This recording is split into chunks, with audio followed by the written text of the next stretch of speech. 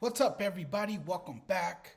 The Wolves stormed back, knocked out the defending champs in Game 7. Minnesota's historic 20-point comeback win over the Nuggets in Sunday's Game 7 was simply breathtaking, unbelievable.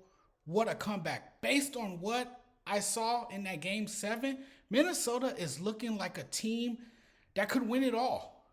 That was championship basketball in that Game 7 on Sunday. I mean, name a team that's still in contention that really poses a threat against Minnesota. Name a team. If they meet Boston in the finals, I think the Wolves can beat the Celtics in the 7-game series. I really think they could. In the second half, did you see how the Wolves made the Nuggets look silly? The Nuggets looked defeated against the Minnesota Timberwolves. Anthony Edwards waved goodbye to the Denver crowd. What a savage he is. Michael Malone was in his feelings because his team lost the game. He couldn't keep that same energy after talking big all summer and throughout the season. And see, you were talking crazy last offseason, and Murray losing his cool in game 2. I mean, you kind of knew this was coming. Like, this was the end of the Denver Nuggets. A collapse was near, right? Now they wet the bed, and the coach is telling a reporter that it's a stupid question. And the moment they blew the lead, I kind of knew the Nuggets were going to let it all slip away. They had stretches where they looked like they didn't know what they were doing.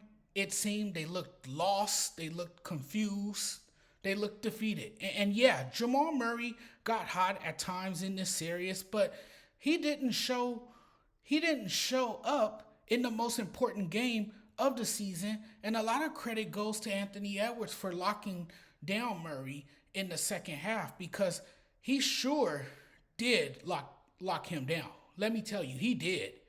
I mean, that's a tough assignment, but man, I mean, I almost saw this coming. This Minnesota team is growing before our very eyes. This group looked like a contender from the start of the series. If the Timberwolves play like they played in Game 7, they're champions. It's a well-balanced team with a legit superstar in Anthony Edwards. You got two bigs who complement each other. So they have the size and one of the scariest players in the NBA, Anthony Edwards. You got to remember, they won 3 games on the Nuggets home court. That's the reigning defending champions we're talking about, with the league MVP. And you beat them 3 times at home.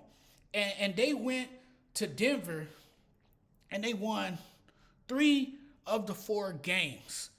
Jaden McDaniels, he was sensational. He dropped 20-plus points on 7 of 10 shooting in Game 7. Even Rudy Gobert, man, he came out of nowhere. I had a laugh after he hit that turnaround jumper. I was literally busting up laughing because that's unheard of. You never see that from him. When does he ever do anything like that? Never. Michael Conley is a sneaky good defender. Ant is just different. He's just built differently. He turned the Wolves into title contenders. It wasn't his best game, but he showed up when it mattered. And on that night, in the most important game of the season, he got help from everybody. You don't win this game without Naz Reid and the impact he had offensively and defensively in the fourth quarter. When the Timberwolves went up 2-0 early in the series, I said then, this series was over. I actually called it a sweep. I was obviously wrong, but in the end, Minnesota won the series. First half was all Denver in Game 7.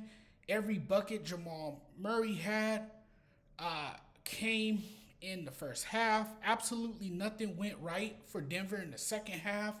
When the TWolves defense turned it up, They went on this crazy run after that. They were down 58-38 early in the third quarter, and then they went on this 54-24 run. Uh, and I mean, that run turned this critical game seven in the opposite direction. It's the league's most physical team, if not caught sleeping. The Timberwolves are. And this time, they weren't caught sleeping. This was absolute hell for the Denver Nuggets. After getting off to what was a solid start, they fell apart when Minnesota made that one adjustment, and that was Ant defending Jamal Murray. He was chasing him around on the floor, made it very difficult for Murray, had Murray in handcuffs, like he said.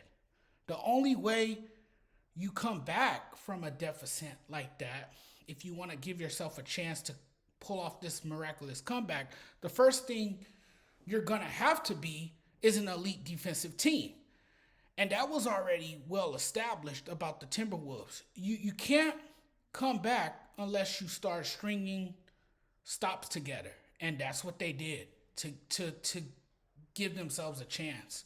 That's how they were able to mount this comeback defensively. It was what they did on the defensive end of the floor. What changed everything was how they played defense, because their offense was completely shut down. Denver had Ant trapped in a closet. They trapped him. They went crazy on screens with Conley. They overloaded Edwards half of the court when he went to the strong side. Second half, the ball was getting to the opposite side of the floor. Guys started getting clean looks. And once they started making shots and they got it down to about 12, they started to believe they were in this game. And that's when I said, you know what? I think Minnesota's going to come back and take this game from Denver. And sure enough, that's what happened. It was kind of a weird series, suspicious at times. It was just weird. This was maybe the weirdest series. It was a strange series, but the most compelling one. The matchup we anticipated. Minnesota is moving on. They advanced to the Western Conference Finals for the first time in 20 years. The last time they reached the Western Conference Finals, I was in high school. I was a senior in high school. Yes, it's coming up on 20 years since I graduated high school. So that was 20 years ago, and that was the year Kevin Durant was on the team, Wally Zerbiak, Troy Hudson was in the backcourt. And that's the year they played the Lakers. That's the year the Lakers were favorites to win it all, but then they met the Detroit Pistons. I don't want to talk about it, but I'm bringing it up anyway. And the Detroit Pistons pulled off one of the biggest upsets in NBA history against the Lakers. That's the year the Lakers had Shaq, Kobe, Gary Payton, and Karl Malone on the team. And they just fell short against a better Pistons team that year. But congratulations to the Minnesota Timberwolves for moving on. This is a sneak peek of what's to come in the future. This team is well on its way. This team has arrived, and this team is going to be good in the Western Conference Finals for years to come, as long as they have an explosive and a hell of a player like Anthony Edwards, man. That dude is a beast, man, and he's a savage too. I mean, he does a lot of talking. But he backed it up. He backed it up in Game 7. Did his thing. Now the Minnesota Timberwolves are moving on, and they will play the Dallas Mavericks. I think that's a fire matchup. I think that's going to be one hell of a matchup. You got Luka versus Ant-Man. You got size on both teams. I think Jason Kidd has quietly become a good coach in this league. So we'll see what happened.